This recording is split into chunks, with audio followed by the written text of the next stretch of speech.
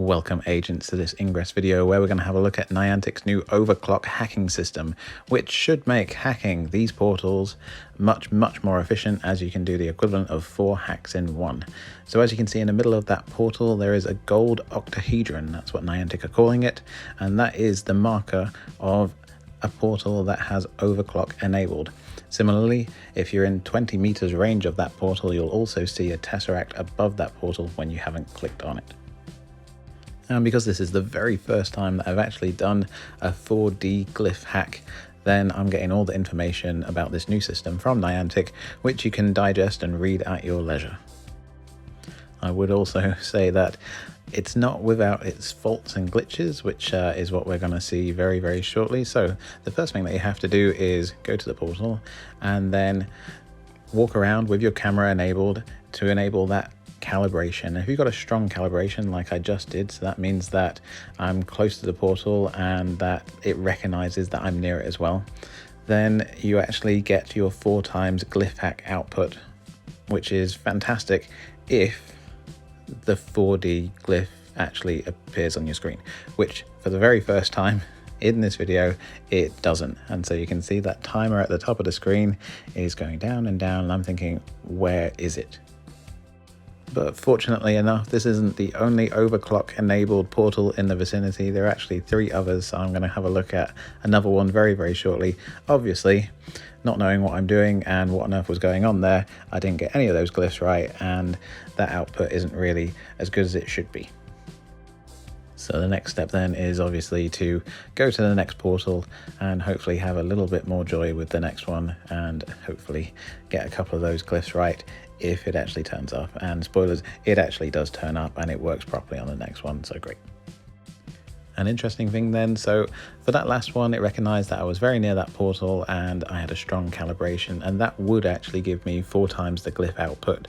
However, you can actually point your camera at the portal and it gives you a weak calibration, which will only count as 1 glyph hack rather than all 4. And so it means that you only get the output of 1 glyph hack, and it means that it also doesn't burn it out straight away. So if you actually do a strong calibration overclock glyph hack, then it actually burns the portal out immediately, because you're getting 4 times the output from that, 4 times the items that you would normally get. However, if it's a weak calibration with that portal, then actually you still get to practice with the 4D model, but it doesn't give you nearly as much items. And so here you can see I'm trying to scan and trying to actually show the game that I'm near this one, and it says weak calibration, and there's the model. You can place it down, and I'm going to, and you can actually use it just like a normal overclock hack, but you don't get the same amount of items from it, and it doesn't immediately burn the portal out like a strong calibration was. And there you go, you can see the first model. It is a glyph, and I'm trying to work out what on earth is this by walking around it, and I think it's that one, maybe, but it's not as easy as it looks. And so you walk around this 4D model and think, okay, maybe I know what that glyph is, and maybe I'm getting it right. And some of them are much easier than others, and some of them are really difficult. So in this case, definitely wrong. And finally I get one right.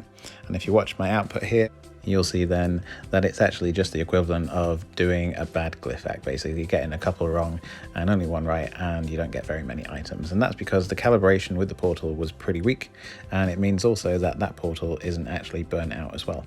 But you get an idea of the 4D model and how you actually go about doing that glyph hack by walking around that 4D model and trying to work out the glyphs, and at the same time pressing those buttons to get the glyph back up and to actually do them, and then go back to the 4D model for the next one. It's interesting. It's really quite a nice dynamic and an interesting thing to have a go at, and I definitely recommend it. And I also like the efficiency of being able to do 4 hacks in one as well. That could save you a heck of a lot of time if you were going for lots and lots of keys and you didn't have very much time on your hands to actually get them as well. So I think, you know, it works in that kind of a regard. It is also worth pointing out that I keep saying that these portals are burnt out after 1 hack, 1 overclock hack, but that's not really the case if you've got a multi-hack on as well. And so it counts for 4 hacks, and that means that with any kind of multi-hack, you're going to be able to do at least 2. So if you didn't know then that a portal is burnt out after 4 hacks if it's got no multi-hacks on, which means that as an overclock hack counts as 4 hacks and you get 4 times the output, it will burn out immediately. However, if you've got a common multi-hack on there, then it actually burns out after 8 hacks, and therefore it will allow you 2 overclock hacks. And then this is the same with the rare multi-hacks and the very rare multi-hacks as well. They all stack up and allow you more overclock hacks, the equivalent of how many hacks you would get normally as well. And so then this is my third attempt at an overclock hack, and I'm going for my reality calibration. And weirdly enough, look, that is a clock and it is over me. That is the overclock. But as you can see, I've only got a weak calibration, so I'm going for a strong calibration. I'm going for an immediate burnout. I'm feeling confident this time that I'm going to get all 3 of those glyphs right. How wrong I am, obviously, but I'm actually going to go for a proper overclock hack and see if I can get lots and lots of items from it. It might take a few turns and you might feel like a bit of an idiot whilst you're shoving your phone in the air and other people in this busy town are watching you. But, you know, as you can see here, I'm just going for a little bit of a quieter area so that I can actually do this ridiculous thing on my phone without attracting too much attention. So what on earth is that glyph on the screen right now? I have no idea. So I'm just going to guess it because time is running out. And it's not easy. Whilst I like the efficiency of it, and I like the efficiency of it burning out immediately, but giving you lots and lots and lots of items, it's not simple. And so definitely I find that a bit tricky. I suspect that it would be far, far easier if I actually knew what all the glyphs were and I knew popular glyph phrases as well. Anyway, as you can see on my screen, I've just hacked a heatsink, and that's another interesting question. So if you put a heatsink on one of these portals and you try to overclock hack it again, then it just resets it, and you can do that as well, just like normal glyph hacking as well.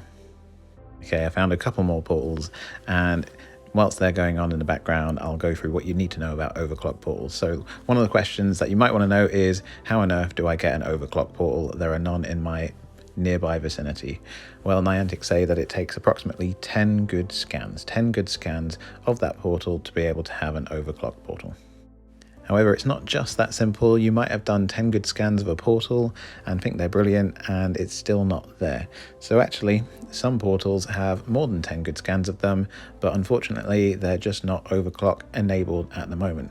And so the way that you can actually go into the system and request for them to be enabled is by having the Niantic Wayfarer app. And you can press on that, can you please enable it?